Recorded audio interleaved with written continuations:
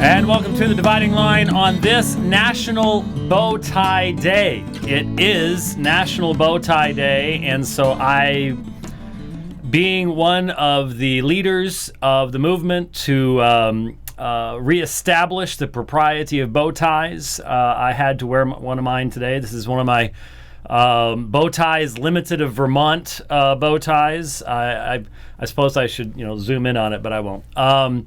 But it is National Bow Tie Day, and I had to inform Albert Mohler. That it was National Bow Tie Day. And given that Dr. Mohler is sort of our leader in this movement, it was very, very disappointing that I had to let him know that today was National Bow Tie Day. But I did, and hopefully that means that he... we all, if you're in the leadership, you always carry an emergency one with you. So hopefully he switched into that if he was not already wearing a bow tie for whatever it is he had to do today. So hopefully that, but it is National Bow Tie Day, and so in honor of that, I am wearing my bow tie today. But that enjoyable part aside, lots of pretty important stuff today. And I'll be perfectly honest with you. It's going to be a little hard, especially toward the end, for those of you on audio. I know for years and years and years it's all we could do, but we can do more now. It's sort of like, some of you audio folks complain that, well, you were talking about stuff we can't see. Well, there was a day when radio was all you had, and should we have not gone to TV? Seriously. And so now we have this opportunity. Believe you me, when the net first started, we weren't thinking about stuff like this. Remember, oh my goodness, it's a 14K file. It'll take all night. Hey, guess what? I just got me a 19,200 kbps modem. Oh, that's right. Woo! That's right. I've got X modem and Z modem and Y modem, and oh yes, the idea of even transferring large pictures. Well, I remember my first digital camera. It was 640 by 480 was the resolution. 640 by 480. That was the best it could do, and you could only put about 20 pictures on it. The memory was filled up. So that's just, it's the way things go. And so if you're listening and you're running on a treadmill or doing something else, okay, this may be an episode you may want to go back and grab the video and take a gander at a few things. I want to start off. I tried to get hold of Brother David Ould, but I was not able to get hold of him. It is early. Let's see, what time is it? There is a green light on my Skype, and my request has been accepted. I'm still waiting for him to respond. So. Oh, okay. Well, he may be getting coffee at the moment. Well, yeah. It's what? It's about. It's almost 8:00 there now, in the morning. Come on. We got to get this guy up and at it. I was hoping to hear from about a little after 5 maybe, then a little after 6. But we'll get started here and see if he contacts us. But Brother David Ould. Now I noticed the title on this. This is the gaynewsnetwork.com.au. He is an Anglican minister in Sydney, Australia. Now, some of you may recall I've gone down to Sydney a number of times. David's always been a part of what we have done down in Sydney. The last time I was there, I was preaching at his church. That was when we had to change the schedule, and I had to preach early because Australia was playing New Zealand in rugby. And there is one major religion in Australia, and it's rugby, and so we had to change schedule. But anyway, David, some of you who have seen my favorite debate on Islam with Abdullah Kunda at University of New South Wales will remember the moderator was David. David was the moderator of that particular debate. Well, he told me a number of months ago that he had been contacted because remember he he got selected to go on that Australian television show. I forget what it was called, and talk about homosexuality. And he chose to take that opportunity. Well, because he did that, he was then contacted by another television group and invited to do a reality show. And the title of the reality show is Living with the Enemy. And what it involved was, for a certain number of days, a homosexual couple lived with him. And then for a number of days, he lived with them. And this was all videotaped. And obviously his desire was to get into some serious conversation that would actually make it onto Australian television, that would be longer than, and it might require a few minutes here and a few minutes there and a few minutes down there to make it work. But in almost any situation in the media today, having the opportunity to really engage the issues and discuss what marriage is and what the intention of marriage is and things like that. And of course, this is especially relevant here in the United States, given that a federal district judge has now struck down Utah's laws against polygamy, which we've told you for a long time. I mean, Scalia said, hey, well, here comes polygamy. And it's, the floodgates are open and it's coming, and we're all going to be sitting going, how'd this happen? Well, a few of us were sitting over here going, remember us? You mocked us for talking about the slippery slope and that there wasn't a slope, it's actually a cliff, and so on and so forth. So it's rather relevant. Well, it seems that next week, I think sometime next week, it'll say in a video I'm going to play here, but sometime next week, this episode is going to air.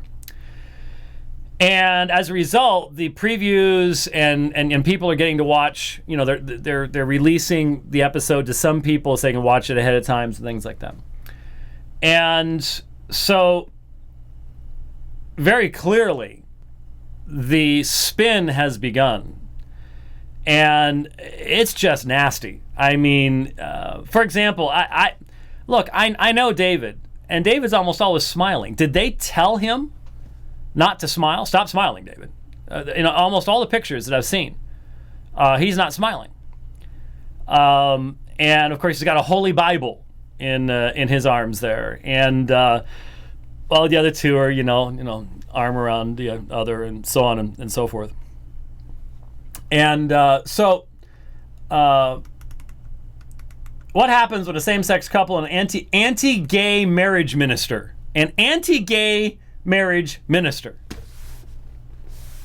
why don't they call the same-sex couple an anti-Christian same-sex couple? Well, because you don't do that. But this is, of course, the Gay News Network, so you're not exactly going to expect much in the way of fairness. Are made to live under the same roof? Find out in the new SBS series, Living with the Enemy. And so they go through, and they, have got some pictures of these two guys. And I guess I need to be watching this here because this is a gay website. And but anyways, here's a picture. Unlike most newlyweds, their blissful wedding day is about to play out in Australian living rooms across the country as it airs on national television during the first episode of a brand new SBS series called Living with the Enemy, with the aim of challenging some of the ingrained prejudices that linger in Australian society. Each week, the 6-part series produced by Shine Australia would bring together strangers with extremely different outlooks on life to live, challenge them to live in each other's pockets for a 10-day period. Above, Anglican church minister David Ould watches the wedding. So I didn't know that he had actually had to go to the wedding. I was unaware of that. In the first episode, Storer and Barnett, who live between Melbourne suburbs of Ashwood and Carnegie, are sent to stay in with Anglican minister David Ould in his Western Sydney parish. Needless to say, Ould isn't pro-marriage equality and goes so far as to insist that the men sleep in a caravan on his driveway rather than under the same roof as his 3 children.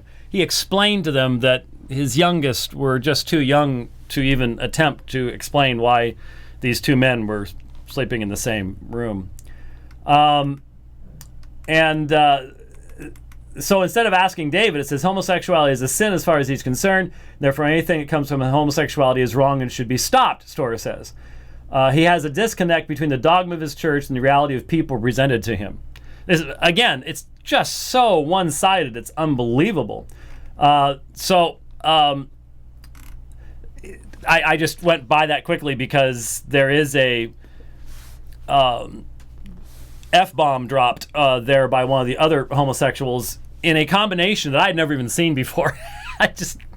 So nice but anyways, they're not nice. Here is the trailer. You ready for the trailer here? No? Yeah. Yes. Okay. Here's the trailer to the series. Hello. Why isn't that working?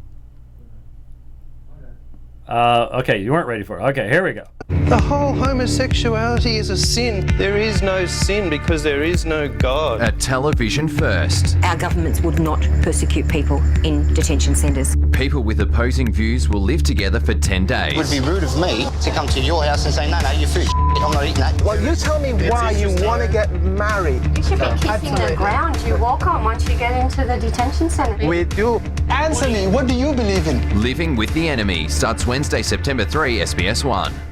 And I think that first episode is David's.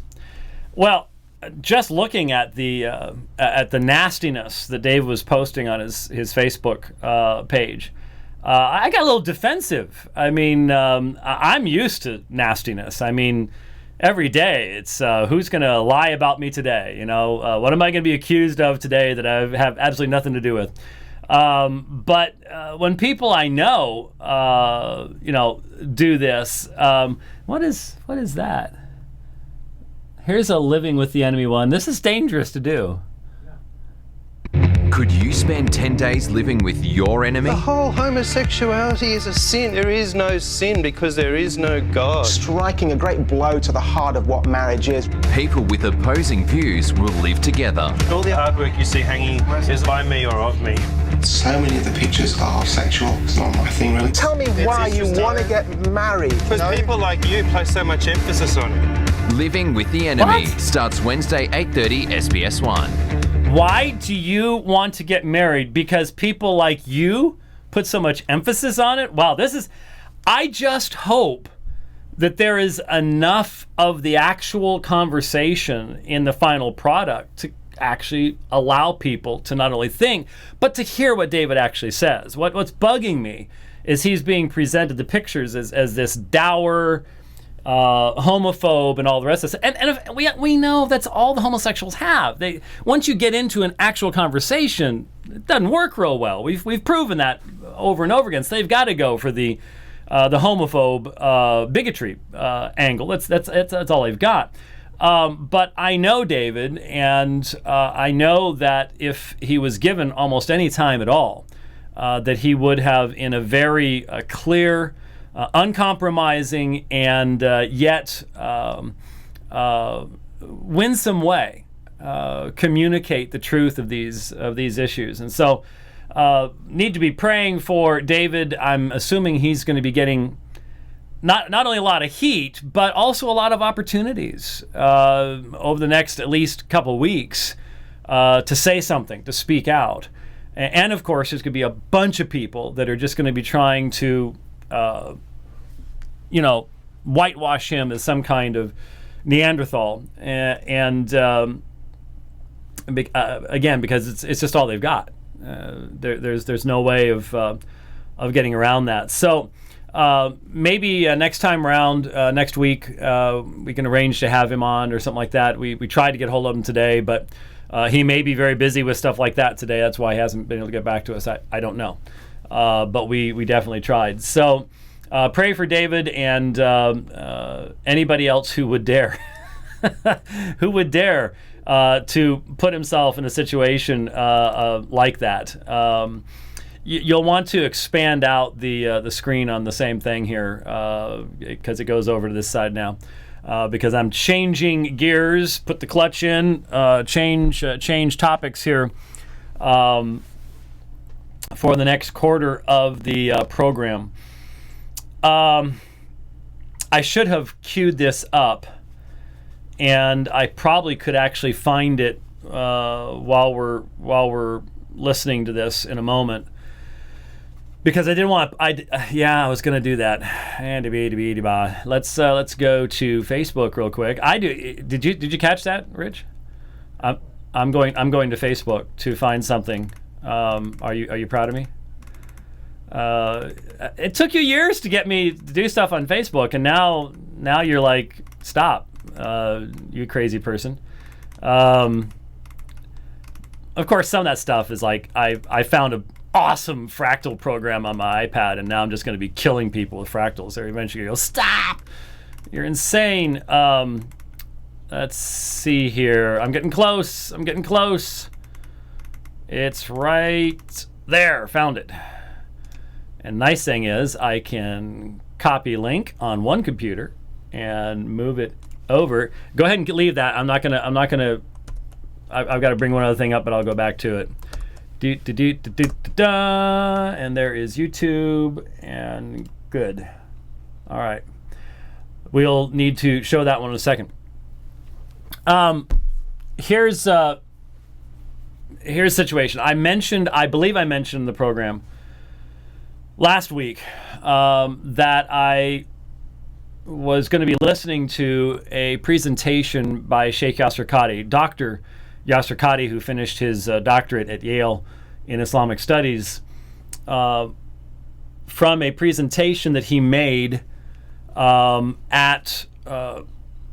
in Norway. In fact, I'm actually going to do this first if you want to move over to the YouTube one. There you go. Let me...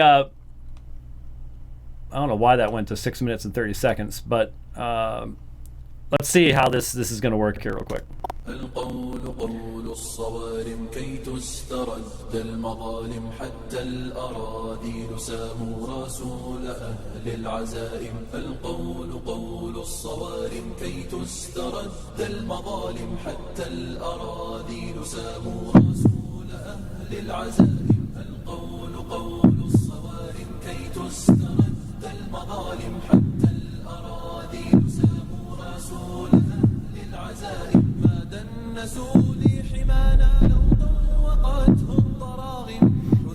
The reason I'm playing the beginning is because right at the beginning they give the summary from his final statement. Listen to what he says. Never, ever has a group come from within our tradition performing acts of terrorism, killing innocent people, wanton violence, and then they have brought about everlasting peace and good from this movement. Do you really think at the age of 19 you will carry the wave of jihad forward and your people triple your age don't know what they're doing? Jihad is a legitimate term, it's a noble term, we shouldn't be ashamed of it. But those groups that misuse and abuse the term jihad, we should be brave enough to stand up for the sake of Allah and criticize them, because they're harming the real jihad much more than any non-Muslim can ever harm it. May Allah subhanahu wa ta'ala allow us to be people of the true jihad and not the false jihad. May Allah subhanahu wa ta'ala allow us to do jihad as He is pleased with, and not a jihad that is false and that will lead us astray. May Allah azza wa jal return izzah and glory to this religion. May Allah subhanahu wa ta'ala bring peace to this earth. May Allah subhanahu wa ta'ala cause us to live as Muslims, to die as shaheed, and to be resurrected amongst the Nabiyyin and Siddiqeen and Shuhada and Salihin. Wa hasuna ulaika rafiqa. Wassalamu alaikum wa rahmatullahi wa barakatuh. Okay. I'm not sure if you can see underneath the actual window there is a term, Khawarij or Mujahideen. The modern jihadist, Khawarij or Mujahideen. Basically in this talk he discusses who the Khawarij, who these individuals were. These were fanatics. These were individuals that he said Muhammad made reference to as young, overzealous men from whom nothing good comes. And basically what he does is he says these groups like ISIS, these people who engage in murder and killing of innocent people and so on and so forth, that these people are hurting true Islam, true Dawah, etc., etc. Now, there's all sorts of things in the presentation that I disagreed with. I mean, there is the constant drumbeat in regards to the Palestinians, and no recognition that it's really the Muslim countries that are using the Palestinians and abusing the Palestinians, and Hamas that's doing that, and so on and so forth. There was really no discussion of Christians and what was going on with that. So obviously, Dr. Qadhi and I would have lots of disagreements, and we've expressed those disagreements in some of the emails that we've exchanged. We've never met, but we've talked on the phone, and we've corresponded a good bit. And I've mentioned for years that, for example, he was kind enough years ago to send me his 16 CD set, Light and Guidance, and I found that extremely useful, very, very clear. I have seen a movement on the part of Dr. Qadhi over the past number of years. Certainly, I've seen the same thing in Shabir Ali. You listen to stuff from Shabir back in the 1990s and listen to him now, and he's moved a long way. Both have not moved to the right, they've moved to the left. Not as far for Dr. Qadhi, but very clearly there was a time when he was very obviously identified with the Salafi movement, and that's not a term he would use of himself any longer. Now, why do I say all this? Well, all the time on social media, I'm using social media, but sometimes I just feel like stopping using social media. There are times I just want to close my Twitter account, and there are times when I want to sign off of Facebook. And it's not so much unbelievers being unbelievers as it is Christians just being so gullible in the things that they say and the things that they post.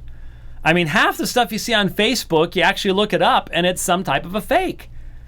There's all these fake news places out there, and someone tweeted me something a couple days ago. Look, in California, they're allowing humans to marry non-humans. And it was from one of these onion type things, and all of us have probably gotten taken in by a couple of these things. And if you haven't started getting just a little skeptical by now, you need to become a little skeptical by now. And before you do the forward thing or the like thing or whatever, you might want to just check it out and see if maybe. So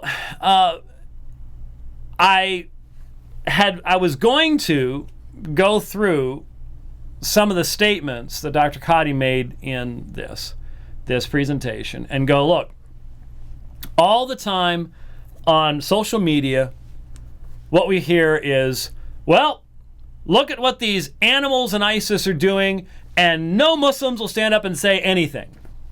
How many times have you heard that? You hear it on Fox News. You hear it from Sean Hannity. You hear it over and over and over and over and over again. And they don't cover anybody saying anything, so most of us go, yeah, I haven't heard anything. Well, have you been listening to anything where you would have heard anything? And so I've been looking around, and I mentioned that Shabir Ali put out some videos. It was striking to me that rather than a real hadith-based, Sharia-based refutation, Shabir quoted from the UN Statement on Human Rights, which I don't think the guys in ISIS are overly concerned about that at all. I don't think they're really worried about that. But the fact that, for those of us on this side, we see what's happening. We see the persecution of Christians. We see the burning of churches. We see the murder of people. And it is so emotionally involving that what happens is we don't want to invest the energy any longer to be people of truth. We just want to throw them all into one big basket and say it's all them. it takes energy to make the proper distinctions. And the problem is that's exactly what most of the Muslims do to us. We don't like it, but that's what they do to us, and so we return the favor. And it takes energy. And when you see that video of the heads put up on a fence and the headless bodies laying there. Now, there's about a 90% chance all those people were Muslims that they killed. They were their political enemies. Most of the people who are dying are not Christians. No, they're not. They're Muslims.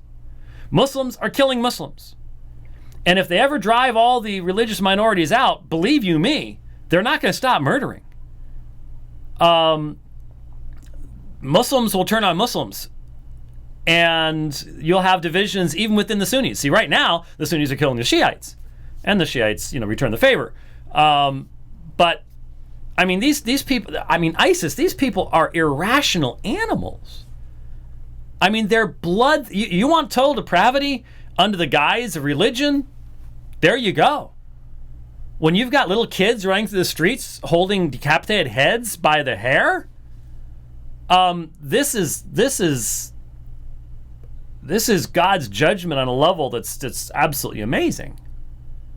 And yet, most Christians don't see it that way, unfortunately. Need to, but we don't.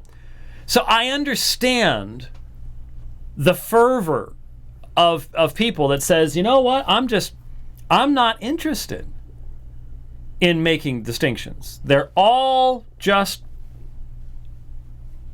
against Christ. Well, unless you've bowed the knee to Christ, everyone is against Christ. Every atheist, every secularist, every beer-swilling American Southerner who just goes out to the lake and goes fishing and shoots a few rounds off of his shotgun while he's fishing, and just a good old boy, is also against Christ because they have not submitted to Christ. So, I mean, that's a given. That you have either those who are submitted to Christ or those who are not, those who have spiritual life and those who do not. That's an absolute given. But you have to make distinctions between people, especially if you're going to try to witness to them. I mean, it obviously would not be overly wise to go flying over to Syria today and go cross and land in Lebanon or Jordan or something, cross the borders and go try to find some ISIS fighters and try to pass out some 4 spiritual laws to them. That's not a wise idea. Not smart. But if you don't make a distinction between those ISIS fighters and the Muslim who lives next door to you, then you're never going to speak to that person next door now, are you? Because you're going to fear them the same way you fear the ISIS fighter, because you think they want to chop your head off and stick it on a fence too. And this is what's really bothering me and what I'm seeing in social media is this, let's throw them all the same thing, and it's just... And so as a result, we don't even look for stuff like this, and when we see it, all we can say is, yeah, well, he didn't say it the way I'd say it. Well, what do you expect him to say? He's speaking at a Muslim conference. Do you really expect him to speak like us?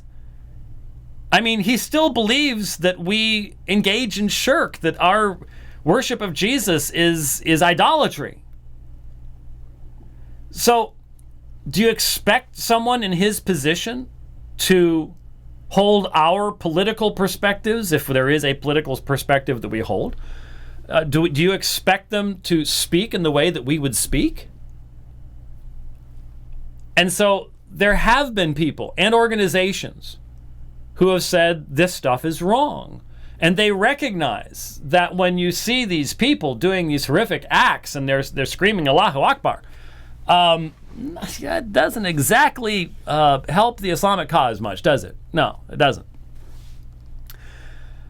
But what happens is that attitude then results in a willingness to misrepresent Muslims just because they're Muslim. And we as Christians do not have the right to do that. If you think that we do, you are wrong. We do not have the right to lie about anyone. So, an article appeared yesterday on Jihad Watch, Robert Spencer's website. And it's dated yesterday, but the information is rather dated. This is dated August 27th, 2014 at 12:49 p.m. Tennessee imam who calls Jews and Christians filthy uses ban on Foley vid to argue for blasphemy laws. And right below it is a screen capture, you know, what you have in a YouTube video when it appears on a website, of Yasir Qadhi from a number of years ago. He's in Memphis, so Tennessee imam, who called Jews and Christians filthy. Now, that immediately caught my attention. Dr. Qadhi does not really, as I see it, see himself, at least right now, or hasn't in the past, as an individual called to engage in interfaith dialogue. I really put the full court press on him to write a book with me, and he came close, but he wasn't finished with his doctorate yet. Decided he didn't have the time to do that. But one of the things I had to overcome, even to get him to think about it, was he just doesn't see that. He sees his calling is to speak to the Ummah, to the Muslim people themselves. But Tennessee imam who called Jews and Christians filthy never said that to me.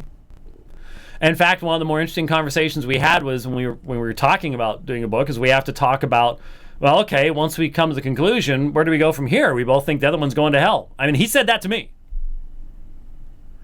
He never called me filthy. He was never disrespectful to me. But I knew what the YouTube video was because I'd seen it before. Let's play the YouTube video. And what this is this is only a few minutes long. These are short snippets, and you can hear when you're listening to it, these are short snippets from a lengthy presentation that, if I'm recalling correctly, yeah, I'm pretty certain I played major portions of this on the dividing line probably around 2008, 2009, around there. I didn't go back to look. It's too hard to do that. But some of you may recall the fascinating programs that I did where I explained, using Yasir Qadhi's presentation, the concepts of Tawheed, the forms of Tawheed, Rububiyyah, and so on and so forth, and what shirk is, because it's central to an understanding for a Christian to understand what the barriers are between us and our Muslim friends as we seek to present our faith to them. We've got to understand that the vast majority of them think that we are inviting them to commit the unpardonable sin. You've got to know what Tawheed is. You've got to know what shirk is. And you've got to be prepared to respond to the misunderstanding that Muslims have based upon the Quran of what we believe. The author of the Quran did not understand what we believe. That's one of the key apologetic issues, in my opinion. And so I used this material, and it was some of the best, clearest.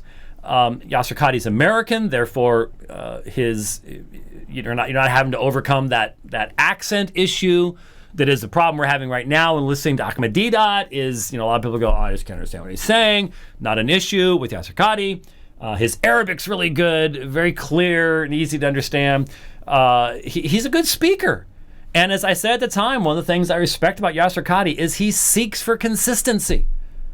I mean, I remember listening to one of his presentations, and he was berating his own people, saying, and he's memorized the Quran. But he has berated his own people for saying, why do we get our children to memorize a text in a language they don't understand when we're not even teaching them the basic principles of what that text says in our own language? that doesn't get you a lot of friends. That's not the easy way of doing things. That's not going with the flow. And I respect that. I think we could have some great debates. I wish we could arrange some, find some churches down there in Memphis that would help sponsor it, man. And I think we would have some great non-personal. It wouldn't be me versus him. It wouldn't be playing games. It would be a clear Muslim presentation, a clear Christian presentation. I would love to have that happen. I really, really, really would. Anyway, I used this presentation. So what this is these are clips from this presentation. Let's play it. Refresh your memory, because I'm sure everyone remembers exactly what I talked about on the dividing line, 6 years ago. But let's listen in. This is the precise definition of shirk: to make a partner along with Allah subhanahu wa ta'ala. And we realize then that obviously shirk, which is the opposite of tawheed, must by necessity and by definition be the most evil of all evils. As Jews and Christians are mushrikun in our perspective of tawheed, as we have studied, we can understand how, and only the Muslims are upon tawheed. And it is also the same reason or the same principle of tawheed which is the first obligation upon every single human being, that he bears witness and he testifies that there is no deity worthy of worship except Allah subhanahu wa ta'ala. And it is because of the same principle of tawheed that the Prophet sallallahu alaihi wasallam has been commanded to do jihad. Jihad is a means and not a goal in and of itself. It is a means to establish tawheed on the land. أمرت أن أقاتل الناس حتى يشهدوا أن لا إله إلا الله. I have been commanded to fight the people until they testify لا إله إلا الله. So the whole reason why Allah subhanahu wa ta'ala has created us and sent the prophets and revealed the books and differentiated us based upon this principle and allowed for jihad is the basis and is the principle of tawheed.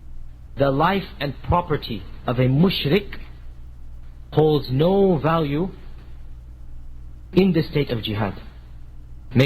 Notice I said in the state of jihad, not at all times and places. The life and property of a mushrik becomes halal while in a state of jihad. Okay, now the Prophet ﷺ said, and we quoted the hadith before, I have been commanded to fight the people until they say La ilaha illallah. And when they say La ilaha illallah, he went on, when they say La ilaha illallah, their life and property become protected from me. Which means if they don't say La ilaha illallah, their life and property are halal for the Muslims. So the Christians do commit shirk. They are kuffar and they are mushrikun. The mushrikun are najas, they are filthy. Najasa. They are filthy, a spiritual filthiness which can only be purified by the purity of tawheed. Allah calls the mushrikun najas, which is a very evil thing. When Allah himself says the mushrikun are najas, Allah is calling them najas. They are a najasa, a filthy, impure, dirty substance.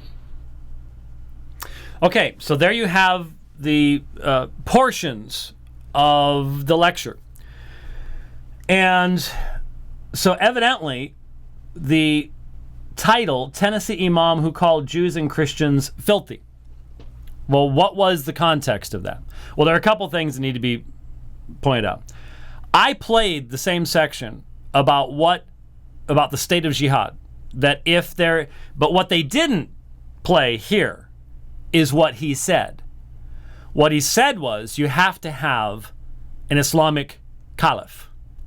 That's why this small group of bearded guys running around in jeeps in Iraq and Syria have proclaimed a caliphate.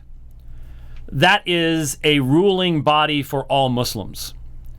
Now, I'm sorry, but the vast majority of the world's Muslims chuckle at the claimed caliphate that ISIS has proclaimed. There's somebody down in Nigeria that's done the same thing, and every little group's going to proclaim I'm the caliph and la la la, and that doesn't mean a whole lot because you're not going to get all these Muslims to agree with one another, especially with guys like these guys. But what he says was the only way for jihad to exist is for a caliph to proclaim the state of jihad. Now, these guys in local areas convince people, well, I'm the caliph and I've declared it, and so we can go off and do whatever it is we do. And hence, anyone who is a kafir, their life and their property becomes halal to us. We can take that. It's for Muslims to take. That's the state of jihad, because we're now defending the ummah, et cetera, et cetera, et cetera. They didn't play that portion. So he put those conditions on. Those are not conditions, obviously, that I find overly encouraging. It seems like a thin line, but he did state those things, and to ignore those things is inappropriate. But here's the whole reason I've gone through all this. What really concerns me here is that a Christian who says, oh, look at this. He calls Jews and Christians filthy. Should that bother us? If a secularist were to post an article about a sermon that I preach on Isaiah 64:6, you know what Isaiah 64:6 is, right? All of us are unclean. Each one of us has gone his own way. All our righteousnesses are as filthy rags before the Lord. And if I were to say that every single human being who has not bowed the knee in repentance and faith to Jesus Christ, the only way of salvation, will stand before a holy God, unclean, impure, and therefore must be rejected by that holy God, have I not just called all human beings other than Christians filthy? Yeah, I have. Because spiritually, there's only one way of being cleansed, right? The blood of Jesus Christ. That's central to Christian theology. Would a secularist have the right to put up an article that says James White calls all Muslims, Jews, Buddhists, Hindus, atheists, and secularists, and a bunch of his own people who call themselves Christians, filthy? Would that be a fair statement? Well, on one level, the spiritual level. But if they did so just with the intention of poisoning people's ideas, poisoning their attitude toward me, we would object to this and say, you need to put in the context in which I stated it. I was filthy before God. I am a filthy sinner. The only reason I can stand before God is because of what Jesus Christ has done for me. Well, what Yasir Qadhi was saying is, to be an idolater in Islam is to be filthy in God's sight. That actually happens to be something that Jews, Christians, and Muslims all would agree about. We disagree on what it means and the cure, but we all agree that idolatry is wrong before God. That's what he was saying. They couldn't even cut enough of that out of the talk because he specifically said spiritually. They are nejas. That term comes, I won't bother to, in fact, come to think of it, I don't think I can bring it up anyways, but it comes from, it's used in the Quran at Surah 9:28. It's used, if I recall, I looked it up in the Arabic this morning, in the substantive form, that they are najas, or najasun. Najasun, I think, is what, I don't have it in front of me, sorry, I forgot to bring it up in here, it's on my other computer. And my Zeker program on here, the desktop presenter doesn't like it very much because it's a JavaScript thing. But anyway, it's used in, off the top of my head, Surah 9:28. Could, on a simple level of fairness, can a Christian argue against a Muslim speaker saying that idolaters are not right before God? No. And that's the problem. We cannot use double standards. So many of the arguments I see being used on Facebook are being used by people who don't seem to realize, have you been reading much of the Old Testament recently? Do you not realize that these are arguments you're making against Islam, and I haven't heard your argument in regards to our own history on this subject? It's just amazing to me. We can't do this. We have to. I know it ruins all sorts of really emotionally satisfying arguments. But are we not people of truth? Don't we think the truth is enough? Are we not demonstrating that we don't trust the Holy Spirit of God to use the Word of God to come alive in the hearts of Christ's sheep? You know, I can understand this for Arminians. You know, an Arminian has to really go for the emotions and go for the emotional stuff, and so they're not going to be consistent. But for Reformed folks, we do not have the right to do this. Our arguments must be consistent. They have to be consistent. And we say that those who are idolaters, who are in a state of idolatry, who are not right with God through Jesus Christ, are abiding on God's wrath. It's part of our worldview. It explains tsunamis, for crying out loud. And yet we turn around and a Muslim that's saying from their perspective, you say, well, how would you argue against that? How have I argued against that over and over and over and over again for years now? Going back to, 2008, debate in London with Adnan Rashid. What was the debate about? Does the Quran misrepresent the Trinity? You demonstrate that we are not engaging in shirk. We are not associating any uncreated thing with Allah. Our worship is of the one true God. The issue is, does God's revelation demonstrate that the one being of God is shared by three divine persons? And did the author of the Quran understand that? He did not. That's the issue. That's the approach. So it just, as you can tell, bothered me a lot to see this misrepresentation. And then when I dare to say, excuse me, you're misrepresenting Yasir Qadhi. Well, I think you like him too much, and so you're just blind to these things.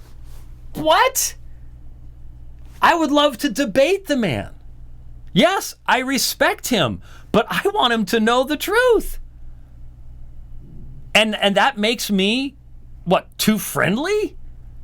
I mean, I sat down at lunch with Adnan Rashid before our debate at Trinity College, and it resulted in so much of a better debate for everybody that was there. And you think we shouldn't do that? Well, they're opposed to Christ. Yeah. And I want to be one of the first people that they will listen to find out what the truth of Christ actually is. And what's the better way to do that? Lie about him or speak the truth to him? Yeah, I'm passionate about it. I'm passionate about it because I understand. I watch those videos and I'm filled with anger. And then I have to go, truth is more important than my anger. And God uses his truth, not my wrath, to accomplish his purposes. Just that simple. Just that simple. All right? Okay. Let's, I got one more thing to do here, and this isn't, do I really have time? Well, look, if I have to go 5 minutes beyond, I'll go 5 minutes beyond or whatever. Really shifting gears third time, and this is the tough stuff. This is the tough stuff. And I need to give you the tough stuff here. All right, you should have accordance now.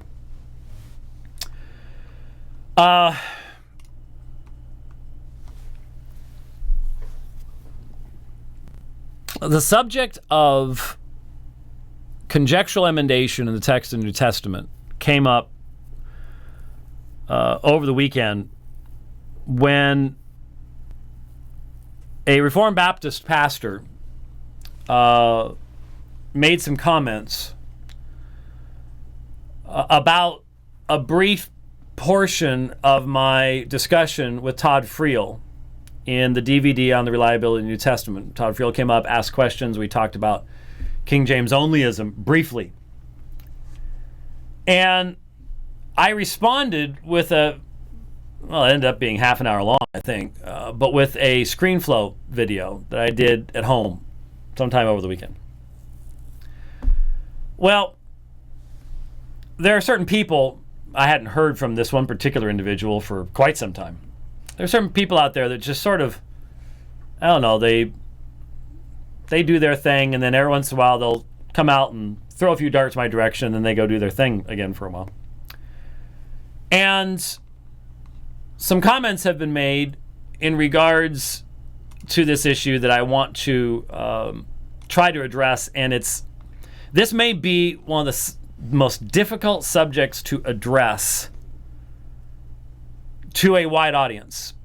And I hope you take it as a part of my respect for the audience that we have, that I would even try this. There are almost no webcasts on the planet that would attempt this, that would even try. And it may be a spectacular failure because it just may be too tough to try. But let's take a shot at it. What's more is, some people would say this is really unwise because you're giving the enemy ammunition. Well, again, you speak the truth and you leave the results in God's hands. And if someone wants to twist the truth and abuse the truth, nothing I can do about that. And I'm not talking about Christians at this point. I realize that this type of information is primarily going to be used by non-Christians. But again, I think that a knowledgeable Christian populace is much better than an ignorant Christian populace. I want to look at the two, probably the two most difficult textual variants in all the New Testament. In all the New Testament. Now let me give you the context. The context was a fellow Reformed Baptist pastor saying, basically accusing me of inconsistency by saying, why are you so upset about the Comma Johannium? Or if you are so upset about the Comma Johannium, why are you not upset about what the modern texts are doing in two places that were specifically mentioned? And what I tried to do is place this in some type of a context. And none of the responses have actually recognized that context. What I was trying to point out is that the texts that referred to are doctrinally irrelevant. There is no point of doctrine or teaching that's even here. They are not, therefore, parallel to the Comma Johannium on that level. They are not parallel to the Comma Johannium on the level of the textual evidence for the variant. And as such, therefore, just do not in any way change the point that I was making in the original video with Todd Friel, in the ScreenFlow video, etc., etc. But we need to look at them because they've now been brought up. They've been posted over at Confessing Baptist, and well, you were wrong about this and you're wrong about that. Now there's confusion about what a conjectural emendation is. I was using that specific term as it's found in the Nestle-Aland text. Point out they've removed all the CJs, conjectural emendations, from the textual notes. But there has been an individual over there that said, "Oh, but they've inserted in the text," and so that's what I want. That's what I want to look at. So let's start by looking at Acts 16:12, and this is where those of you who are listening will need to be looking, because you can't discuss textual variations, manuscripts, and critical apparatus without showing it to people. I've often said there'd be no way that I could do my King James only presentation without a digital projector, because if you can't show manuscripts, if you can't put an arrow on something and say, look at this, there's no way around. You can't do it. I don't know how it was done in the olden days. I guess they didn't have things like this in the olden days. Anyway, here is, and I don't know. It's going to be big enough. I think it's big enough. I mean, if I can see it without my glasses on that screen from here, it's going to work. here is Acts 16:12, and let's go over here and let's just make sure that everyone has information here. New American Standard says, and from there to Philippi, which is a leading city of the district of Macedonia, a Roman colony, and we were staying in this city for some days. ESV, and there to Philippi, which is a leading city of the district of Macedonia and a Roman colony, we remain in this city some days. That's why I've always said that the ESV and the NASB is just the same thing, just without semicolons. Go back to the textual reading here, and here's the issue. And Accordance is putting in blue the term prote, and then I'll move out of the way so we can see it, but I'll put the word after it. Notice that the last letter of protes, a final form sigma, is in parentheses. And this is the Nessialan 28th edition, not the 27th, which a lot of people still have. In fact, you know what? I'm not even sure. I think I have a printed edition of the 28th. I'm not sure. I think I do. Yeah, I'm pretty sure I do. I should have grabbed it. This is 27th. But this time I have the 28th on the left-hand side. I have the apparatus of the 28th on the right-hand side. And in between, I have Comfort's textual commentary and Metzger's textual commentary. For those of you who don't have, and you can get all these, again, I can't comment on what BibleWorks has or has not, because I don't do Windows anymore. But you can, I'm certain all these are available in Logos as well, so whatever you want to use. But I know we make available the very substantival, and I don't mean that grammatically or syntactically. But I do mean it. You could whack somebody upside the head. Don't give me that look. The New Testament text and translation commentary by Philip Comfort. Very, very, very useful. Comfort gets a lot of dissing by certain people, but man, this is a huge, huge work. Very, very, very useful. Tremendous amount of information. For those of you who still like to have big old books on your shelves and things like that, we actually have that in the bookstore too. But that's what's in the second column. And here's the textual commentary. As you can see, considerably smaller than the Philip Comfort thing, but from Metzger. So there's far fewer. This is just the variants that are found in the United Bible Society text. Comfort has a much, much wider variety of ones that he deals with. And so those are what are in the two center columns of the desktop that I have in Accordance right now.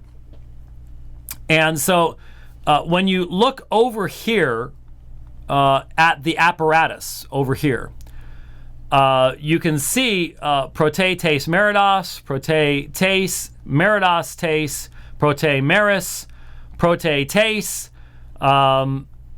and then finally you have kephale tes, and then you have text, and the only thing listed is manuscripts of the Vulgate.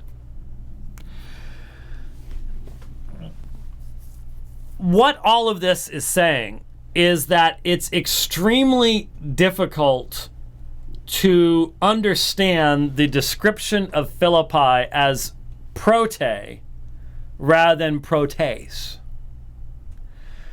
And so utilizing nowhere over here in the apparatus do you find a sigma between the eta and then the tau of the definite article tes. There's no, it's not there, it's not there, it's not there. And so the brackets are indicating the insertion of a reading that is not actually found in a Greek manuscript. Single letter. And you can read the discussion. Both provide extensive discussions. Comfort says the majority of NU, Nessialan United Bible Society, editors adopted a reading without any Greek manuscript support, which is the insertion of a sigma, single letter, because historical evidence does not support the fact that Philippi was the principal city of Macedonia. Thessalonica could make that these claims. However, the Alexandrian manuscripts, whether in variant 1 or 2, are not implausible because Philippi was a leading city of the district of Macedonia, though not the principal or capital city. There is no definite article in the Greek before protes. Furthermore, Philippi could have been called first city as a matter of civic pride. Metzger and Wickren, 2 of the 5 editors of the NU text, expressed their dissent to the majority vote in favor of the view just expressed. Not one English version, notice this, not one English version has followed the NU text, and rightly so because it has no backing in any Greek manuscript. So the whole thing is right there. That little sigma is what is being referred to as a conjectural emendation. And that was never cited as a CJ in the Nessialan text, to my knowledge. I looked. In fact, this is going to make it so crowded if I can find it. But let's. Oh, I put it down there. Well, that's nice. That actually works because then I can blow it up. Okay. Now, here you'll notice that in the NA27 apparatus, as I mentioned in the ScreenFlow video, they removed all the conjectural emendations. You will not find CJ anymore in NA28. They were in NA27. And so they refer to, they again show the Vulgate, some Vulgate manuscripts. And it's in reference, they didn't identify the sigma specifically, but they said clericus suggested, and then they have the conjectural emendation put there. The changing of prote to protes. And there's a whole bunch of discussion of, I'm going to take that out so we can read this again. A whole bunch of discussion by Metzger. For example, he states, Hort denied that meris could ever denote a geographical division, and for this and other reasons regarded the passage as primitively corrupt. In other words, no manuscript contains the original reading any longer. Subsequent to Hort, however, examples of such a geographical usage have turned up in the papyri, in an inscription, and in late writers. But what is the meaning of prote? Against translation, chief city is the fact that not Philippi, but Thessalonica was acknowledged to be the chief city of Macedonia, and Amphipolis, the chief city of the district in which Philippi was situated. Some suggest that the author means that Philippi was the first Macedonian city which Paul and his companions came in that district, but as a matter of fact, the apostle first set foot in Neapolis, which apparently belonged to the same district as Philippi. Furthermore, apart from questions of geography, one may well wonder why, on this interpretation of the meaning of prote, Luke should have wished to call attention to something so inconsequential in his narrative. Number 3, in view of the use of prote as a title of honor, found on coins in Pergamum and Smyrna, as well as inscriptions referring to Thessalonica, Lake and Cadbury translate the passage Philippi, which is a first city of the district of Macedonia, a colony. In their comments, however, they point out that as a definite title, the word has been found so far only in the cases of cities that were members of a koinon, league or union, in their particular province and were not Roman colonies at the time. Since Philippi does not qualify in either respect, they conclude that it is more probable the meaning of prote in this passage is simply a leading city, the rendering subsequently adopted by the RSV. The difficulties involved in reading prote led attempts at correction in other branches of tradition, and it goes through some of those, etc., etc. Dissatisfied for various reasons with all these readings and Greek witnesses, a majority of the committee, 3 out of 5, preferred to adopt the conjecture proposed by members of scholars from Leclerc to Blas and Turner, namely to read protes for protetes, with the resultant meaning a city of the first district of Macedonia. Those who adopt this conjecture usually explain the origin of the commonly received text as due either to the accidental reduplication of letters te or to a misunderstanding of the correction if by mistake a copyist had written prote and then tes were written over it to correct it. The reading protes meridas is paralleled by prime partis found in the 3 Latin Vulgate manuscripts, but it is doubtful whether this versional reading represents an original Greek witness or whether it originated within the Latin tradition. At the same time, in order to take into account the overwhelming manuscript evidence supporting prote, the majority decided to enclose the final sigma of protes within square brackets. And then it goes on to say, despite what have been regarded as insuperable difficulties involved in the commonly received text, it appears ill-advised to abandon the testimony of, and then it gives the testimony such as P74, Sinaiticus, Alexandrinus, especially since the phrase can be taken to mean merely that Philippi was a leading city of the district of Macedonia, and that then is the Bruce Manning Metzger, his notation at the end, along with, it says K.A., but this, the other says Wickren. But anyways, that was his basically statement saying, I don't agree with this. I don't agree with this insertion. So that is what's being referred to, is the difference between how you translate prote and protes.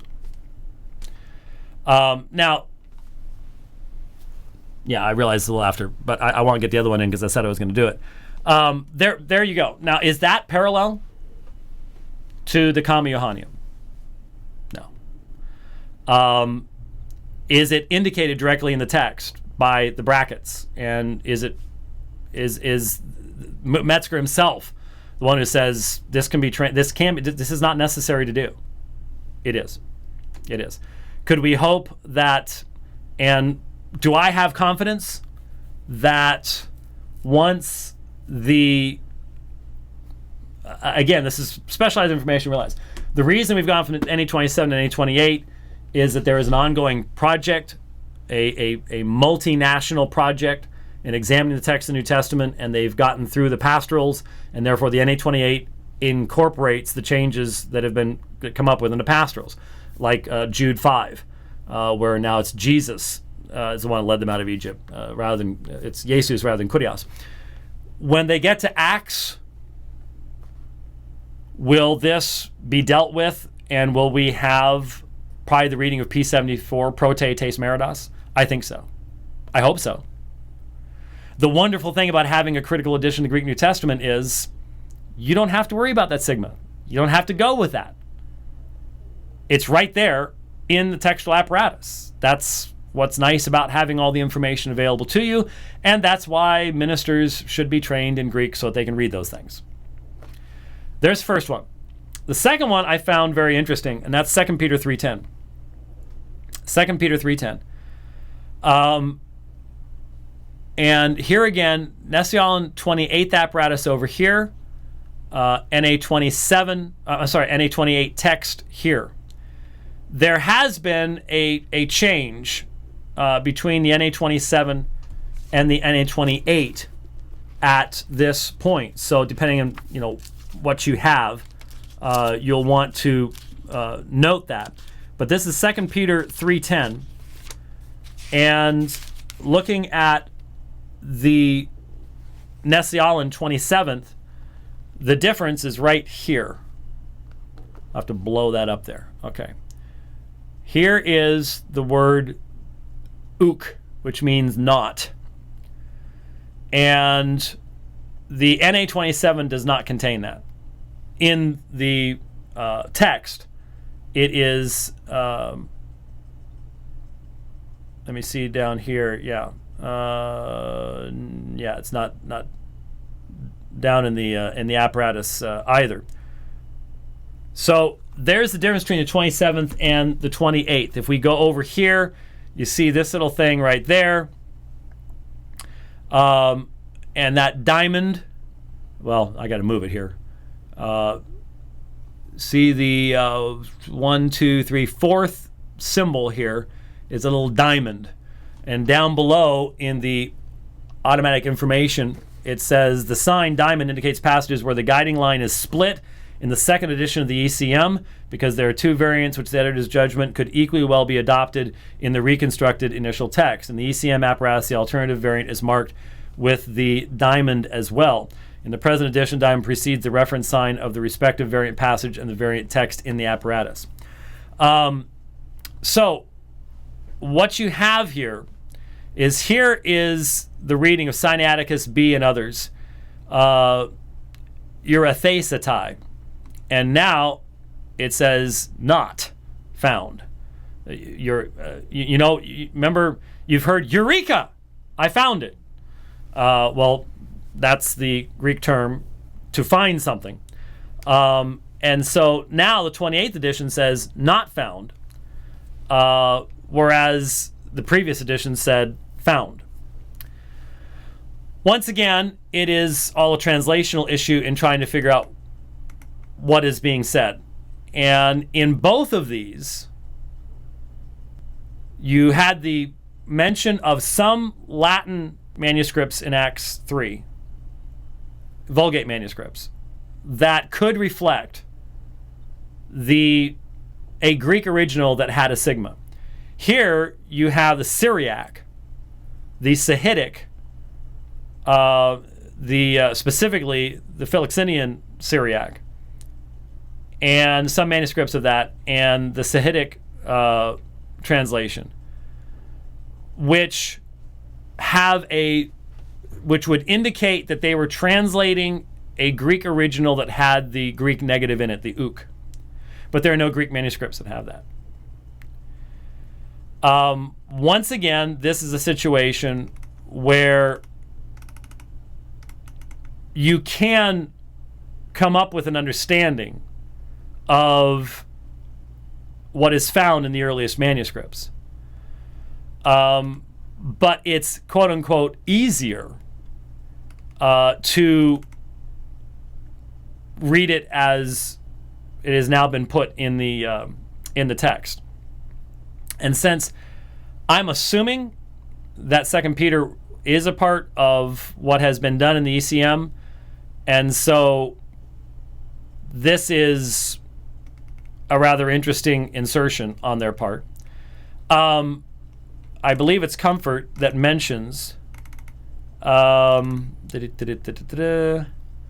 he says the Westcott Hort NU reading could very well be original. The awkwardness and opaqueness of the verb eurythesetai can be removed if it is understood as a divine passive, will be found out by God. As such, the verse speaks of divine judgment. When all the universe melts away on the final day of judgment, everything that has been done on earth will be exposed to God's judgment. All will be discovered as to its value. This concept suits the context, which speaks of what will occur on the final day of judgment. Various scribes wanting to make this statement parallel to 3:7, 3:11 change the verb to a different verb. There was, I thought, a discussion of reading it as uk because remember, Comfort is prior to the 28th. So there isn't any discussion of any 28, and if I were Comfort, I wouldn't invest time updating because there's going to be a 29th before a very long period of time anyways. So there's really no discussion of that particular issue there. So those are the two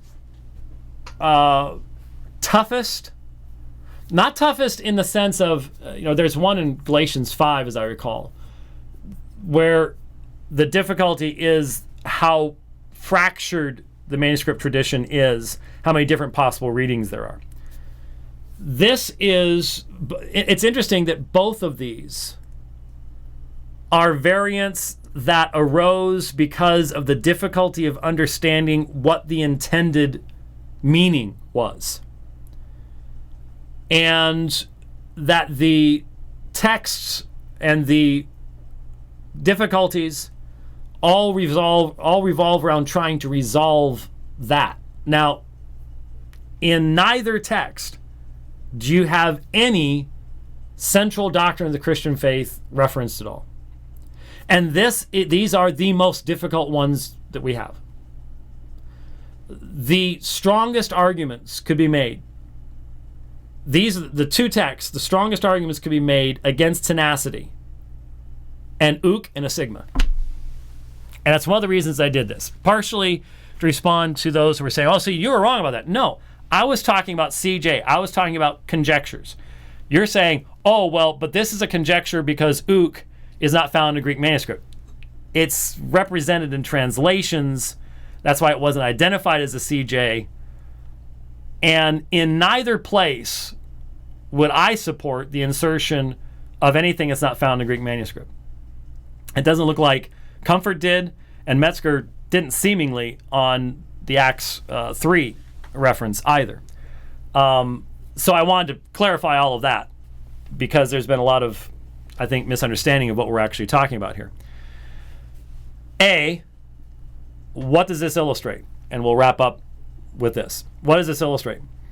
That the two toughest variants where you could mount an argument against tenacity actually demonstrate, when you think about it, ook is 3 letters, sigma is 1 letter. I didn't look this up. I know how many words there are in the New Testament, 138,000 plus in Greek, but I wonder how many letters there are. And there are 4 in a handwritten text. 4 letters that you can that you can marshal an argument about, and none of them change the message of the New Testament in the slightest way. Maybe that's why atheists and people like that don't bother to use these things. I don't think, though. I think the reason that atheists and others don't use these texts is because they don't understand them. It's too complicated. But the point is, 4 letters? That's all you got? That's point number 1. That's just a general thing. That has nothing to do with the Textus Receptus stuff, okay? So just in a general thing, the reason I invested this time is to say, okay, this is the toughest stuff they've got. This is the toughest stuff we're going to run into as far as an original reading goes. And it has to do with 2 texts as to how to describe Philippi and what Peter's talking about here in regards to when the elements melt. And 4 letters, grand total between the 2. Okay. Secondly, translationally, you can make an argument that there was a Greek original on both of those. Just note that in passing. Thirdly, getting to the context of what I was talking about, neither one of these have anything to do with the point that I've been making all along, and that is if you defend the comma, everything I've been talking about here is irrelevant. Because you can have entire, not a sigma, but entire doctrinally relevant, centrally relevant texts completely disappear from the Greek manuscript tradition. Completely. Gone. Bye-bye. And from the earliest translations. Because it's not in the earliest Latin, it's only in the later Latin. And why do you do that? Solely for tradition. Solely for tradition. You're not using the same weights and measures here for that argument for the comma. And then one last thing to point out, that in the ScreenFlow video, what did I point out? I gave you a real conjectural emendation, one that actually has impact from Revelation 16:5, where you have a reading of the King James that comes from Theodore Beza. I would think that there would be some response to that, but there wasn't. So, once again, I know that was tough. I'm sorry. I put a few people to sleep. I apologize. We deal with we've looked at textual variants in the Quran on this program. It happens. And I'm wearing a bow tie too, so that even happens. But I didn't wear a pink shirt, and I didn't have Mr. Rogers music in the background. So we didn't do that. Didn't freak you out completely. It is National Bow Tie Day, so it's just a requirement for some of us who've signed up. Anyway, isn't it really a blessing to be able to discuss these things? Because some people I don't want to hear about this stuff. It makes me uncomfortable. What you're saying is, I'd rather be ignorant. Just tell me what to believe. I don't want to have to be able to check it out. I don't have all that information. I don't want to know about that stuff. Just give it to me in black and white. That's pretty much the attitude I've gotten from most Mormon missionaries that I've encountered. You know? That's a cultic mindset. Isn't it wonderful we have this kind of information? We're open about this kind of information. I can share, even if you don't have these resources. You just got to see them on the screen. Wow. Do we realize how blessed we are? I mean, I could not have done this presentation 10 years ago. Couldn't even discuss this. Even when we started doing the dividing line on the web. Could never even touched it. Couldn't have done it. I think it's a blessing. And we better be thankful for it while we still have the freedom to do it and to be able to address these issues. So, For those of you who turned me off 10 minutes ago, you're not going to hear all this stuff anyways, but that's okay. It's something we want to address, something we need to address, and I'm glad we can address it. So, I did not finish Ahmed Deedat because I figured after all the stuff we talked about today, that would have been almost laughable. I mean, I don't. How do you shift to he's alive from talking about what we just did? So we'll have to do that the next time, okay? And I think next week Tuesday will be normal, but I'm gonna be out of town for a couple days, and so I think we're looking at Friday, but you can't do it Friday. Oh, okay. So a week from Friday is gonna be cool. Okay, all right. So it's probably going to be Tuesday, Friday next week because both Rich and I guess, have gotten the desire to see green trees, and I'm hitting snowball again. Gotta deprive myself of oxygen, which some of you think I do on a regular basis, evidently. But I need to. I'm heading back up.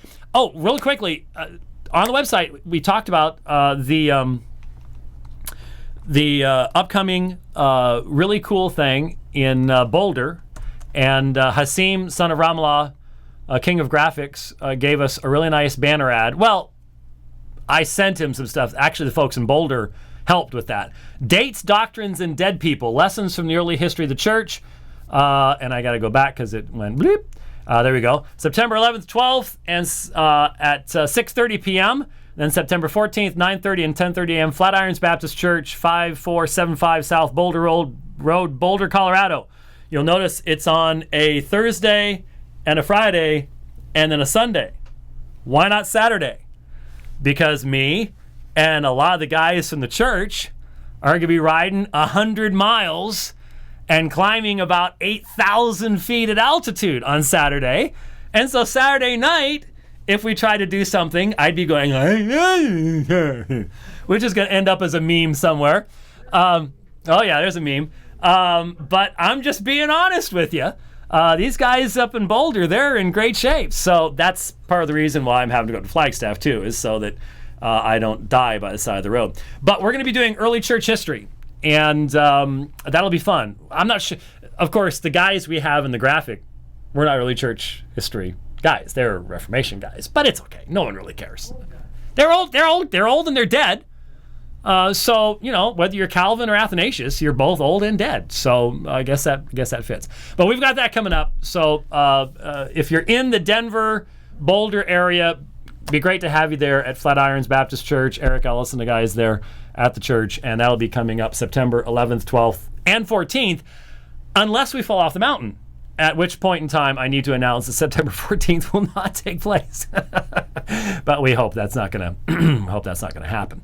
So that'll be coming up. So we're excited about that. So next week, Tuesday, Friday. Thanks for listening to Dividing Line. We'll see you next time. God bless.